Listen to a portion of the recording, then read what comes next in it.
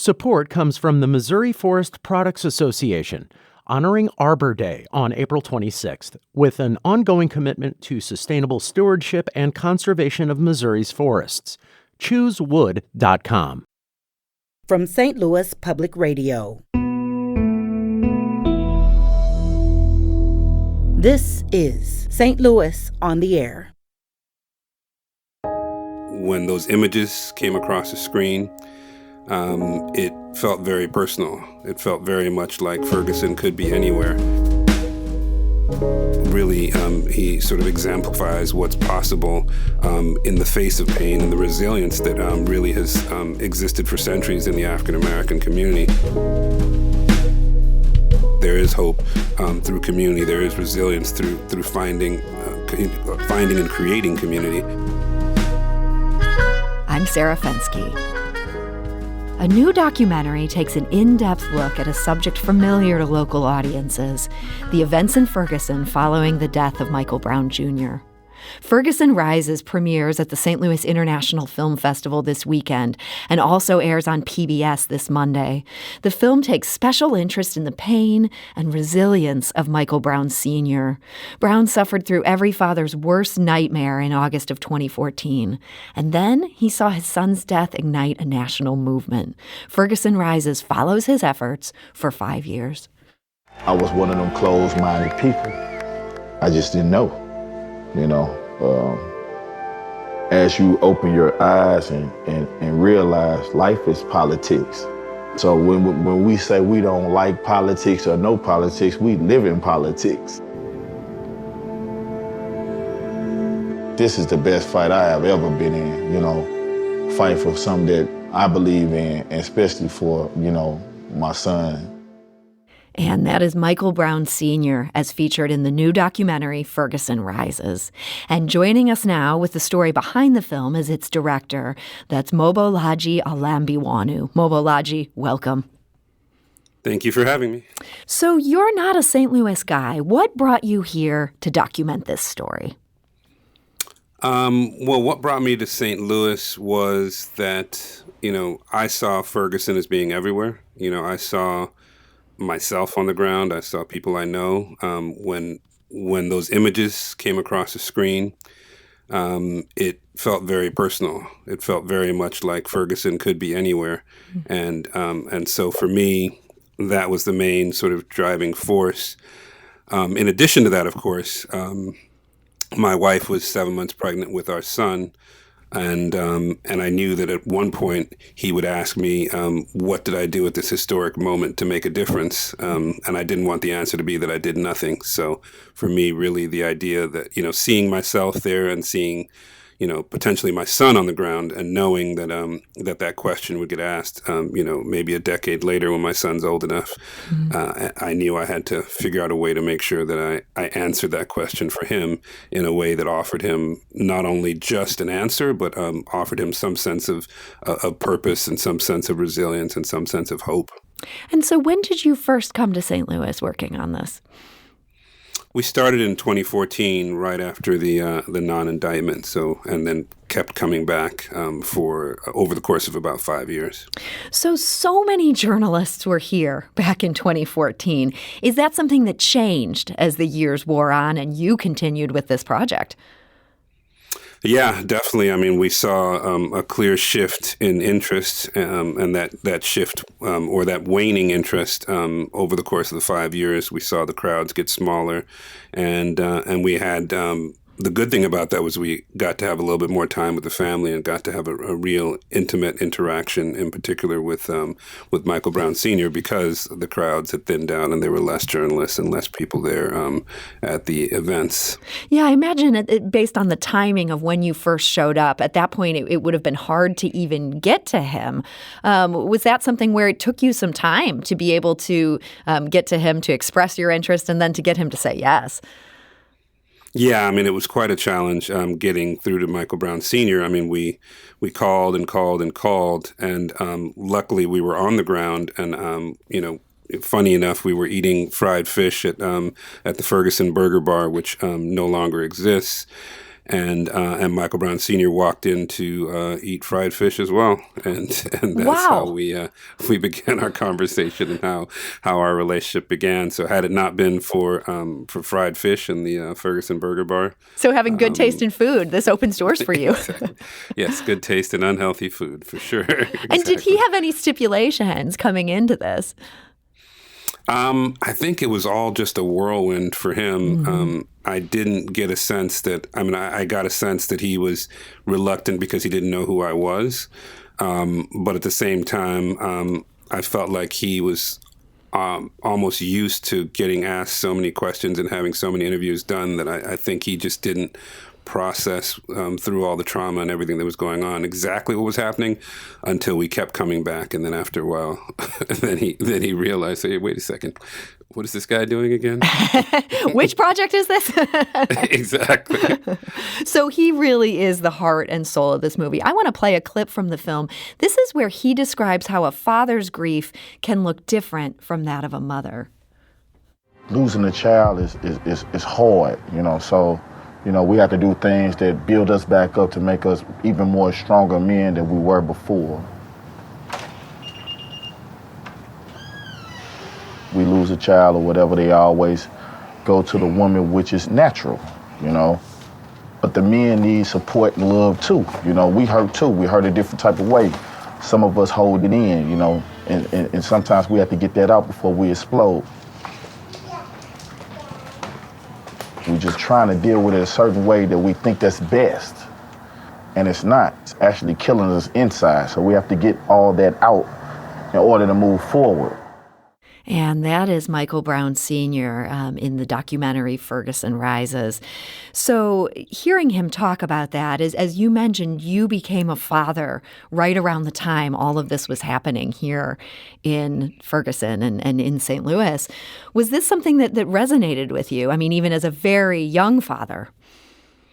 Yeah, it was definitely something that resonated with me. I think what we unfortunately deal with in our culture is an environment where men really aren't fully self-expressed, where men don't get to express their emotions and oftentimes, hold them back and appear stoic and stand sort of in the background while things take place. And this was really an opportunity to highlight the fathers and to highlight Michael Brown Sr. in particular.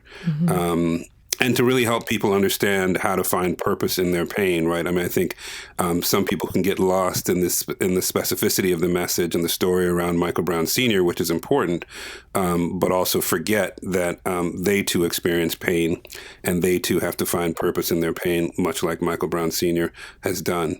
And so really he sort of exemplifies what's possible in the face of pain and the resilience that really has existed for centuries in the African-American community. Through all the different tragedies that have gone on historically, we as a people have stood up and really found a way to point ourselves towards true north, towards purpose and resilience. And I think that part needs to be highlighted as well in the face of all the negative imagery that we see of African-American men. We forget that there's this long history, and that everybody has to connect to that purpose in order to really transcend their pain. And so of all the years you've now spent with Michael Brown Sr., do you think finding that purpose has changed him? No question. I think he still struggles, obviously, as anybody would, with the pain and the trauma and the feelings that he did not receive justice. I think he still struggles with those things. But what he's been able to create, particularly reaching out to fathers who've experienced trauma, and also supporting mothers and families and community members, I think he's found a sense of some sense of community and some sense of hope through those members in the community. And I think that's an example for all of us to take away, is that there is hope through community. There is resilience through finding and creating community. And that's something that helps us transcend the pain that we experience as human beings, in life. We're talking today to filmmaker Mobolaji Olambiwonnu. His new film is Ferguson Rises. It premieres at the St. Louis International Film Festival this Saturday. It It also airs on PBS this Monday. We have details about those screenings on our website. That's stlonair.show. I'm actually going to go to the phone lines. Ron is calling from Ferguson. Ron, hi, you're on St. Louis on the Air. My question to the director is, from his experience of observing this, how do we create movements that are totally positive? Of course, there were some positive things that came out of the Ferguson uprising, but there was a lot of negativity. You mentioned the businesses that were closed, black-owned businesses. The homicide rate has increased. A lot of people moved out after this. And how can we have meaningful change and not have a lot of negative consequences that go along with it? Ron, thank you for that question. That is a very difficult question. However, Mobolaji, I am going to throw this to you. Do you have thoughts on this very big question here from Ron? Yeah, I mean, I think how we create positive change is we partner with organizations that are on the ground that are doing the work. We know and we recognize and we see organizations that are consistently doing the work, right? There's some people that show up and disappear. Those organizations perhaps aren't the ones to partner with, but the people that you see consistently doing positive work on the ground, partner with them, support them, donate to them. Organizations like Chosen for Change, Michael Brown Sr.'s organization, they have not left the area. They're helping the community, support and donate to them. And also push for legislation. I mean, ultimately, I think, the material conditions of people can't change without actually pushing for legislation. So we have to work on both fronts, on the psychic front and on the legislative front as well. And I think that's how we can make positive change. Certainly, we're not getting all the things we want now in terms of the change that we need, but I think it's clearly possible as long as we keep pushing. And keep holding ourselves up and supporting ourselves in the process, right? Because it can be very painful and very traumatic. And so I think it's important to do both. Thank you for that question, Ron.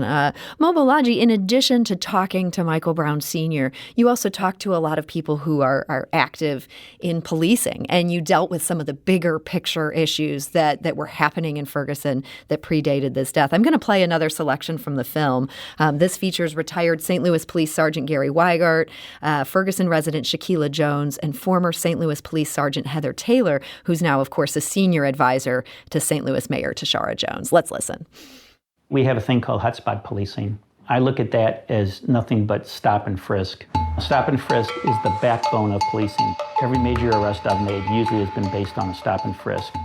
When you have a program of stop and frisk where you're actually counting how many suspicious people you see, and you're being told by your department that you need to make so many suspicious stops, well, what happens is the police officers just stop anyone walking down the street. I believe a lot of those stops are pretty much unconstitutional.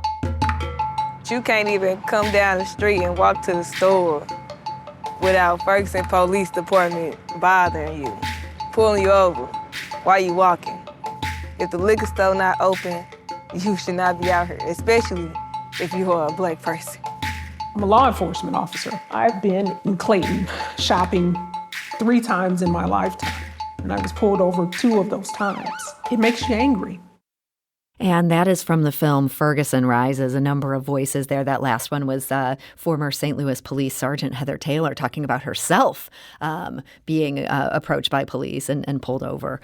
Mobolaji, is your sense that this is a paradigm that has changed, that all the attention paid to this issue has led to some real meaningful reforms here? I mean, I think there's great dialogue around it, but I'm not seeing as many meaningful reforms as I think we need. And so to be fair, I mean, I think there is great dialogue around it. And just to have police officers talk about it honestly, to share their thoughts is an improvement. And I think what we need to do is begin to continue that dialogue. I think with our new President Biden and all those folks in office, I think people are forgetting about these issues, and we're distracted by other large world issues that are taking place, and clearly the pandemic. But we can't forget that these issues are still important. One of the things we're actually doing, and we hope to do with this film, is create a national dialogue and partner with mayors and different cities to actually create a dialogue where people communicate across these sort of political political, cultural, and racial lines, so that way we can actually begin to move forward as a community, as communities across the country. And eventually we want to do this and create these dialogues across the world, right? Because policing issues are not solely limited to the United States as well. So that's the goal, and I think that's what we can do to really sort of push this issue forward, is begin to have real constructive dialogue with police officers, with, again, across racial and cultural lines, to move this thing forward, and to really then begin to work collectively on legislation, and to begin to see that in order for blue lives to matter, Black lives have to matter, and vice versa. So your film, people can catch this at the St. Louis International Film Festival this weekend. And at that screening, Michael Brown Sr. is going to be there with you. Do you know if he has seen this film yet? Yeah, he's seen the film many times. Many times, okay. Yeah. So there's going to be no surprises for him at this event. But for the St. Louis audience, this will probably be the first time. Right, exactly. It'll be the first time. Well, actually, I shouldn't say he's seen it many times. I mean, I think it's a very traumatic film for him to watch. Sure. I mean, I think he's seen parts of it, and he's been at several of the screenings that we've had. But again, I want to just make that clear that, I mean, it is still a traumatic and issue for him, clearly, because that's his son. And with all the sort of media attention, the negative media attention that was given towards his son, I think it still has an impact, and it still weighs on him very heavily, of course. Mm-hmm. So I just want to be respectful of that. And but he has seen the film, and he does appreciate, I think, the uniqueness of telling a father's perspective, and really acknowledging his story and his journey, because I think that's every man's journey. And I think when we see Michael Brown Sr., we have to see ourselves. So, in order for this society and this community to work, we really have to begin to see ourselves in other people, whether we like them or disagree with them, whether they're a police officer or a white or a Black citizen or whatever else, or an Asian citizen or a Latinx citizen. I think we have to begin to see ourselves. And I hope through this film, people begin to see themselves through Michael Brown Sr., through his struggle, and understand that the universal struggle to find purpose in pain is something that they can identify with, really. So that film, it screens at the St. Louis International Film Festival this Saturday, November 6th. That's at 4:30 p.m. at the Tivoli Theater. It also airs on PBS's Independent Lens on Monday, November 8th. That's at 9 p.m. on the 9 Network. We have details for both screenings at sdlonair.show. Mobolaji Olambiwonnu, thank you so much for joining us today. Thank you so much, and follow us on social media at Ferguson Rises, or Ferguson_Rises on Instagram. Thank you.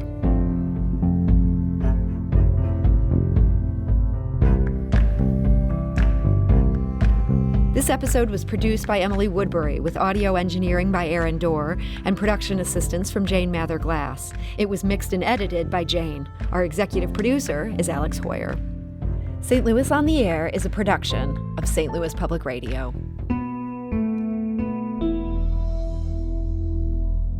Understanding starts here.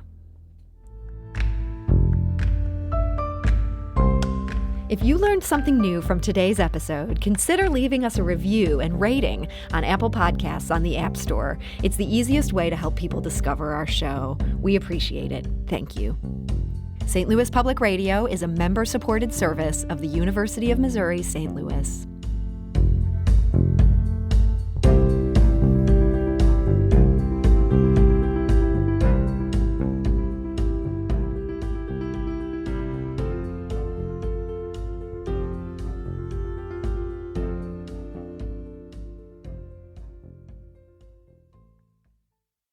Support comes from the Missouri Forest Products Association, honoring Arbor Day on April 26th, with an ongoing commitment to sustainable stewardship and conservation of Missouri's forests.